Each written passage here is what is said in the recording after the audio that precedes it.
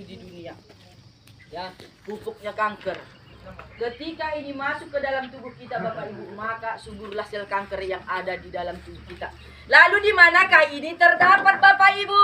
Ini dia. Yang pertama, di penyedap rasa. Apapun ini merek daripada penyedap rasa, ini adalah zat karsinogen. Ada di dapur Bapak Ibu? Ada. Makan pagi pakai penyedap, makan siang pakai penyedap, makan malam pakai penyedap. Iya, penyedap. Jajan yang di warung beli nasi bungkus sudah otomatis menggunakan penyedap. Nah, ingat Bapak Ibu, ketika ini masuk ke dalam tubuh kita, maka suburlah apa yang subur tadi? Sel kanker yang ada di dalam tubuh kita. Maka tadi di awal saya sampaikan, walaupun kita sehat jangan pernah sombong. Karena apa? Setiap manusia lahir sudah memiliki sel kanker kita masing-masing. Yang mana makanan kita juga ternyata sudah penyubur sel kanker itu sendiri tanpa kita sadari. Bisa dipahami? Oke, kami tidak menggunakan penyedap rasa di dapur. Lalu di mana lagi terdapat zat-zat karsinogen ini, pupuknya kanker ini? Ternyata ini dia Bapak Ibu. Di pemanis buatan, di pewarna makanan, di pengenyal makanan, di pengembang makanan, di pengawet makanan. Pertanyaan kita Bapak Ibu, masih adakah makanan-makanan yang dijual di luaran sana yang tidak menggunakan zat-zat karsinogen ini? Ada. Masih ada? Berapa persen? Jadi 95% sudah rasa menggunakan ini Bapak Ibu. Jadi ingat, ketika ini tadi masuk ke dalam tubuh kita, maka suburlah sel kanker yang ada di dalam tubuh kita masing-masing. Paham ya? Nah, jadi bukan hanya sel kanker yang subur, penyakit yang ada di dalam tubuh kita juga ikut subur. Contoh, Bapak Ibu ada asam urat, jangan harap sembuh ketika ini masih termakan. Kenapa? Masih terpupuk dia. Contoh, hari ini sakit asam urat, besok beli obat di apotik, makan obat penahan rasa sakit, hilang memang denyutannya. Setelah habis dosisnya, kembali lagi Bapak Ibu rasakan berdenyut. Kenapa? Terus memupuk. Nah, itu dia. Kira-kira bisa dipahami? Nah, kalau lama-lama Bapak Ibu ketergantungan dengan obat-obatan, apalagi yang namanya kimia, nanti tambah bonus 3. Apa bonusnya 3? Yang pertama, mulai merusak fungsi ginjal orang di luar sana. Kalau banyak-banyak makan obat kimia. Yang kedua, apa dia? Mulai osteoporosis. Biasa bisa ngangkat berat, ini mulai nggak tahan lagi. Yang ketiga, apalagi? Mulailah merusak fungsi hati orang, mengeras. Kalau ini sudah terjadi, ya komplikasi. Kalau sudah terjadi komplikasi, opname ke rumah sakit, diantar mobil mewah kita, misalnya ada Pajero-nya, misalnya ada Fortuner-nya, pulang ke rumah, apa yang antar? Ambulan. Itu ibu sendiri yang menjawab. Jadi apapun ceritanya Bapak Ibu, mencegah itu lebih baik daripada Mengobati. menghindari zat-zat karsinogen dari dapur. Itu dia. Nah, oke, baik.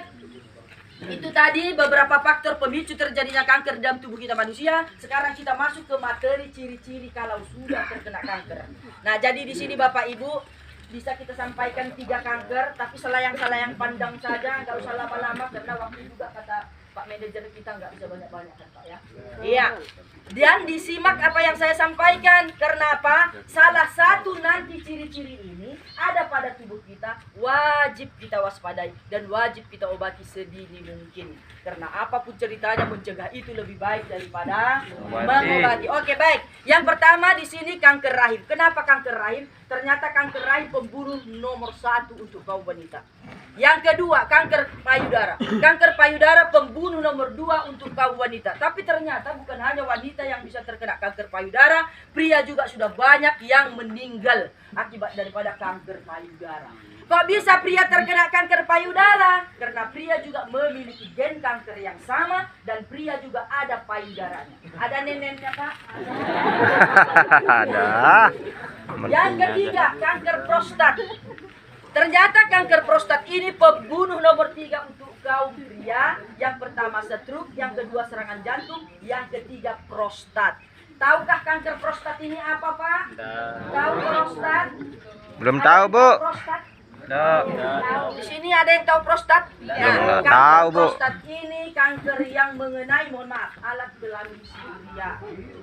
Kalau dia kanker rahim yang mengenai di kewanitaan si wanita. Itu dia. Nah, saya jelaskan kanker rahim terlebih dahulu, disimak apa yang saya sampaikan ya, untuk ibu-ibunya khususnya. Siapa saja wanita yang bisa terkena kanker rahim? Yang pertama, wanita yang suka gonta-ganti pasangan. Mohon maaf, wanita yang kurang setia atau pasangan kita yang kurang setia. Nah, mohon maaf, satu macam kanker ini menular, kanker serviks namanya. Seperti yang diderita Julia Perez. Julia Perez aja banyak duitnya, nggak sanggup dia, nggak tahan dia, mati juga. Nah, inilah kalau sudah terkena. Maka dari itu salinglah setia pada pasangan masing-masing. Paham Ibu? Paham. Oke, selanjutnya. Lalu siapa saja wanita yang bisa terkena kanker rahim? Ternyata wanita yang haidnya tidak normal. Lalu haid normal bagaimana pada wanita? Ternyata siklusnya 28 hari per setiap bulan ibu sudah haid. Contoh, haidnya ibu misalkan di tiap tanggal 1. Ini hanya contoh, boleh tanggal berapa terserah. Kecepatan 2-3 hari dari tanggal biasa atau kelambatan 2-3 hari dari tanggal biasa, ini masih sehat, aman, dan normal. Tapi kalau ada kelambatan 1 bulan, 1 tahun, bertahun-tahun tidak datang bulan, wanita tersebut beresiko terkena kanker rahim. Ingat, wanita yang masih normal haid harus mengeluarkan siklus darah haidnya setiap bulannya. Paham Ibu? Oke, selanjutnya. Haid normal pada kita wanita ternyata paling cepat 7 hari. Inilah normal haid. Paling lama 12 atau 13 hari. Jadi ketika ada wanita di bawah 7 hari haidnya, 4-5 hari sudah selesai, wanita tersebut beresiko terkena kanker rahim. Paham Bu? Selanjutnya, keputihannya yang tidak normal. Lalu keputihan normal bagaimana pada wanita? 2-3 hari sebelum haid dan 2-3 hari setelah bersih haid, kita masih keputihan, warnanya bening dan tidak berbau. Paham Bu? Oke, selanjutnya. Ada beberapa wanita setiap datang bulan kesakitan, harus makan obat dulu baru reda nyeri haidnya. Ada tidak yang ibu lihat seperti itu di keluarga? Nah, kalau ada yang seperti itu mulai hari ini jangan disepelekan. Menurut ibu itu normal atau tidak? Tidak. Karena banyak orang di luar sana ketika datang bulan nggak terasa, tembus. Sampai selesai dia haid tidak merasakan sakit apapun. Lalu pertanyaannya dan secara logika kita berpikir, ada apa di dalam rahim wanita yang kesakitan setiap datang bulan dan harus makan obat dulu baru reda nyeri haidnya? Ada apa Bu? Nah, inilah kebanyakan begitu dicek, adanya terdapat gejala miom atau kista di dalam rahim wanita tersebut. Maka dari itu Ibu, zaman sekarang anak gadis pun sudah banyak penderita miom, sudah banyak penderita kista, dan sudah banyak yang meninggal. Jadi ketika ada seperti ini di keluarga kita, jangan dibiarkan. Paham Ibu? Nah, oke, selanjutnya. Lalu bagaimana cara mendeteksi pada wanita tersebut ada tidak gejala kanker rahimnya? Wanita tersebut harus melakukan yang namanya IPA test atau pap smear.